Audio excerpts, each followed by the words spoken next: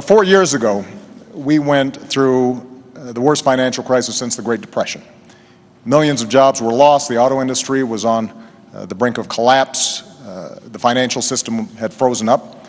And because of the resilience and the determination of the American people, we've begun to fight our way back. Over the last 30 months, we've seen 5 million jobs in the private sector created. The auto industry has come roaring back, and housing has begun to rise. But we all know that we've still got a lot of work to do. And so the question here tonight is not where we've been, but where we're going. Governor Romney has a perspective that says if we cut taxes skewed towards the wealthy and roll back regulations, that we'll be better off. I've got a different view. I think we've got to invest in education and training.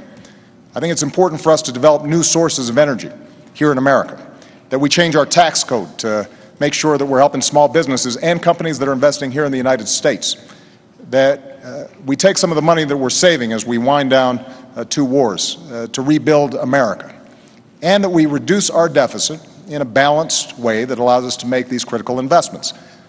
Now, it ultimately is going to be up to the voters, to you, which path we should take. Are we going to double down on the top-down economic policies that help to get us into this mess, or do we embrace a new economic patriotism that says America does best when the middle class does best? I've had the occasion over the last couple of years of meeting people across the country. I was in Dayton, Ohio, and a woman grabbed my arm and she said, "I've been out of work since May. Can you help me?" Ann yesterday was at a rally in Denver, and a woman came up to her with a baby in her arms and said, "Ann, my husband has had 4 jobs in 3 years, part-time jobs. He's lost his most recent job, and we've now just lost our home. Can you help us?" And the answer is yes, we can help, but it's going to take a different path, not the one we've been on, not the one the president describes as a top-down cut taxes for the rich. That's not what I'm going to do. My plan has 5 basic parts. 1, get us energy independent, North American energy independent. That creates about 4 million jobs. Number 2, open up more trade, particularly in Latin America. Crack down on China if and when they cheat.